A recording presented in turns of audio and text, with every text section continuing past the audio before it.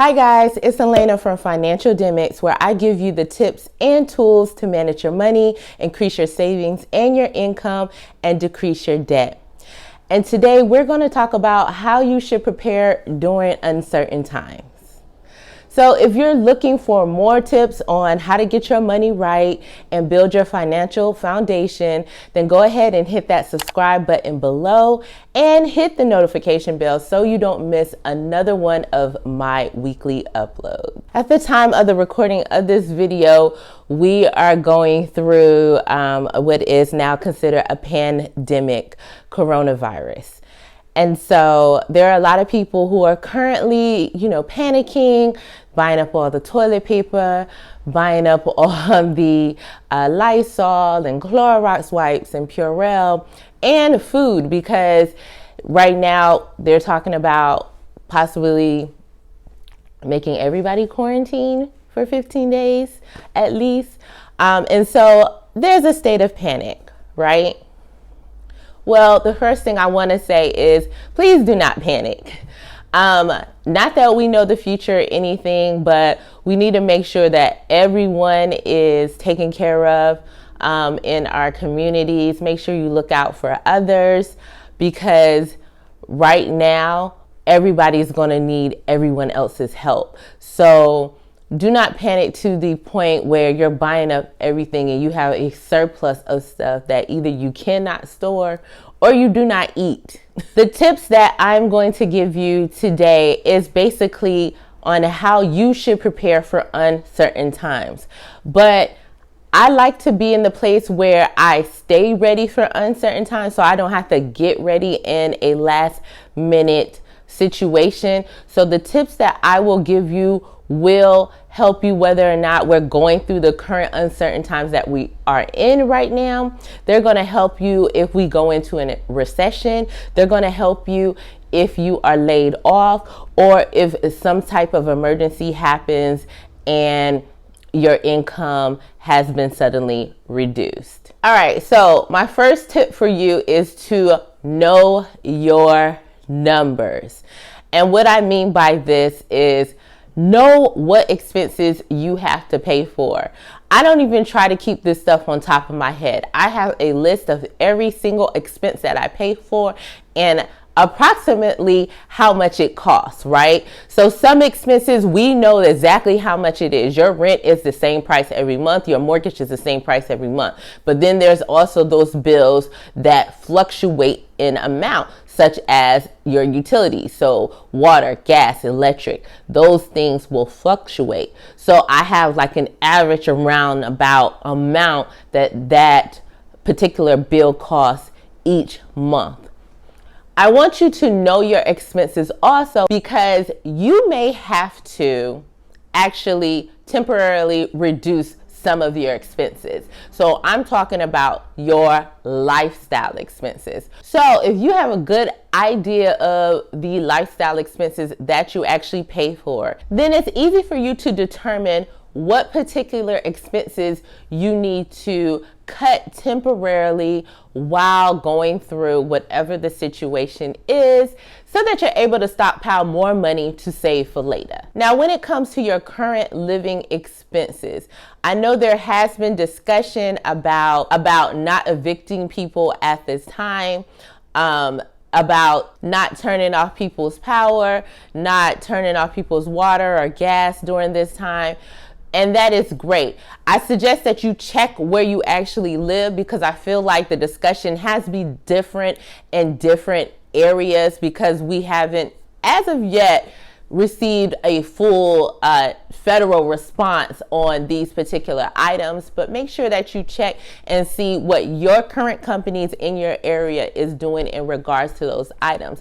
But also, that does not mean because they're not going to turn off your utilities or they're not going to evict you to not pay those particular bills, especially if you are currently working, you have that luxury of working from home, because remember, the people that you pay still have bills to pay of their own. Also, you're going to have to pay the bill eventually. So at this point, we don't know how long this is going to last.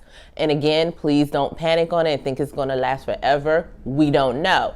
But do not pay these bills when you actually have the money.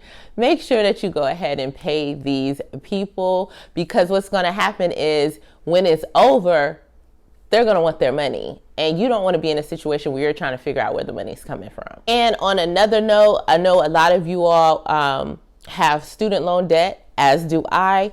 And because this has been declared a national emergency, yes, they are waiving student loan interest, but all the details have not come out yet. But that doesn't mean that they're waiving payments.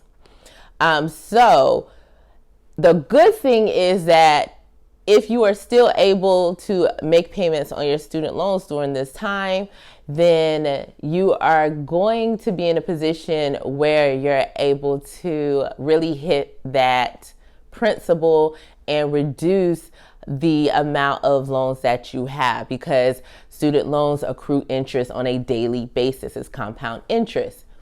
Now, I have heard about, and I do know, because that is my area of expertise, that it will affect the student loan interest deduction that you receive on your taxes when you file for your 2020 taxes, because you're not going to be paying interest, and that is a deduction. For some people, I know, they're focused on the now. And so I would just say focus on the now. Yeah, it is not going to be a benefit later, but you want to be in a good place right now, depending on your situation. And also, do not forget, if you are laid off during these times, you may be able to defer your student loans or apply for forbearance on your student loans. So you do have options if you get into a situation where you can't pay your student loan. My next tip is to stockpile cash. This is a good time, especially if you do not have a fully funded emergency fund, to really stockpile your cash. So if you like to spend, maybe definitely cut back on your spending. Do not spend all your money in the grocery stores. Please don't do it.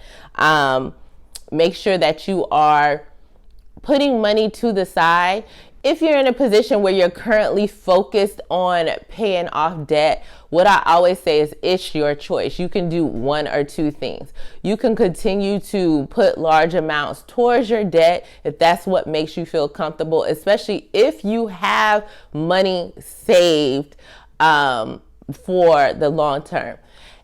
If you do not, and it is not making you feel comfortable, there's nothing wrong to going back to just paying minimum payments on your debt, because at the moment, I don't think we've heard anything from creditors. And if we have, let me know in the comments below, because, things are changing every minute. But it's nothing wrong with going back and making those minimum payments on your debt, and then saving that difference just in case you need it later. And I've also spoken with someone, one thing you can do is just kind of keep track of that extra money that you were wanting to put towards your debt. So if this does blow over in a short period of time, then you may still have that money saved and you can put it towards your debt and still be in a good position to reach your debt payoff goals. And even though I'm telling you to pay the minimums right now, especially if you do not have a savings, I do want to emphasize that this is a really good time to create a debt payoff plan if you do not have one already, especially if you're at the house with the kids. We are realizing things are constantly happening where people have been put into precarious situations where they cannot necessarily pay their bills. Not everyone, but some people, right? And so you can't keep putting yourself in this situation. It's a great time to create a plan. So if you want to create a plan to pay off your debt, then check the description box below. I will have one of my worksheets that helps you create a debt payoff plan. So you should always have an emergency fund or an opportunity fund if you like that word better. And that's a part of stockpiling your money, right? It's important to have some type of way to access money if your current stream of income, or streams, if you have multiple streams of income, are cut off. And so for emergency funds, they talk about 3 to 6 months of an emergency fund. And I talk more about emergency fund in this video right here, which I'll also link below. But I am really a fan of having a little bit more of an emergency fund, at least 6 to 9 months. And there's nothing wrong with having a 12-month emergency fund. And this is why.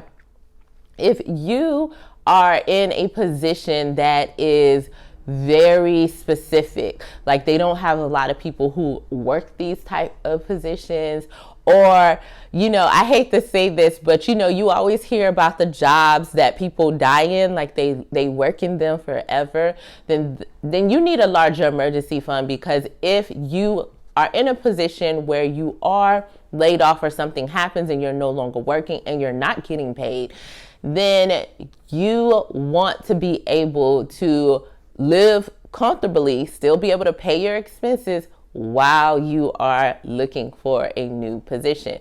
And in these times of uncertainty, you want to be able to know that at least your bills would be paid.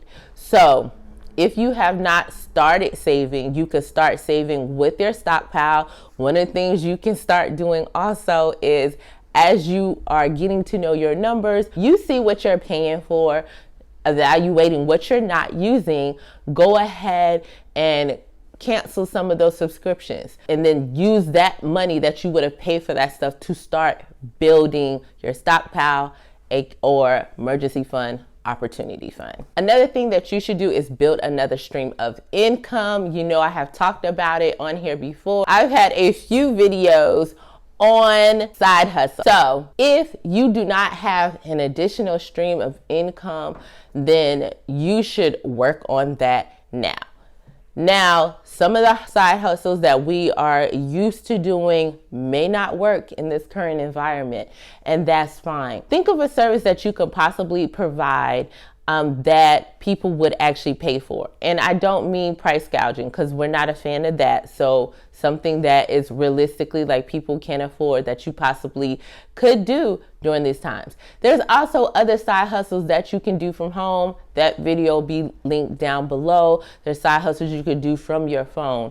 But there is a service that you could possibly provide that could bring in additional income. Also, when everything is good later, you still need a side hustle. You still need multiple streams of income. We've already heard about companies freezing hiring, certain people being laid off because of this. So make sure that you have worked on building your stream of income. If you're in the house right now, this is a good time to do the research and figure out what you could do. So my last one is really a bonus. I really don't talk about investments on here. That is part of my wheelhouse, but the reason why I talk about the foundations of personal finance is because working in investments for years before I went into accounting, I realized that a lot of people invest without a financial foundation. But right now, the stock market, it's dropping a lot, right? It's going down, which has happened. We've seen this before. This happened back in 2008 during the housing crisis. I want to give you 2 tips when it comes to investing.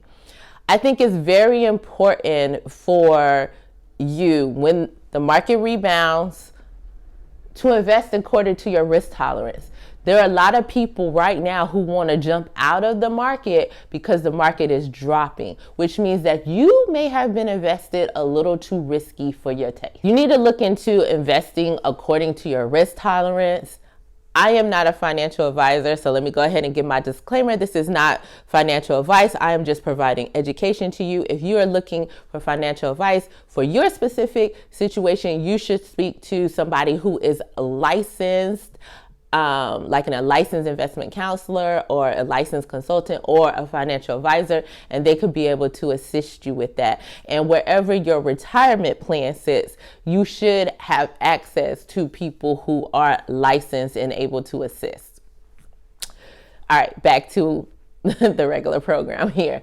So you need to speak with somebody to determine what your risk tolerance is and how you should be invested. Because just because the market is currently dropping does not mean that you need to jump out of the market, especially, and I'm speaking especially to my people who are saving for retirement. I'm not speaking to my day traders and those who are investing in non-retirement accounts and things like this. These are for people who are investing for retirement.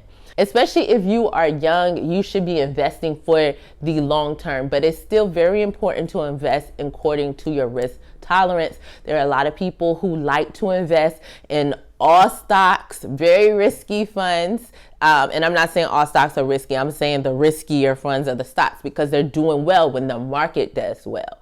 But if you can't deal with a drop in the market, it's not for you, honey. You need to balance your portfolio. So you should definitely speak to someone on that. Actually, I'll probably link a couple of people that I follow below who are really great when it comes to investing. So definitely you should do that. Also, for those who are invested in the market, my second part of this tip is this. So this is not the time to pull your money out. I've seen on social media and I've received a couple questions like, oh, do you think I should pull my money out because the market is dropping? In your retirement account that you're investing for to retire years from now, right? Years from now. You should not be pulling your money out. First of all, there's tax implications of pulling your money out, and there's penalties associated with pulling your money out. But then also, you have to understand that when the market finally hits its bottom point, which we don't know what that is, it will go back up. We have a history of this.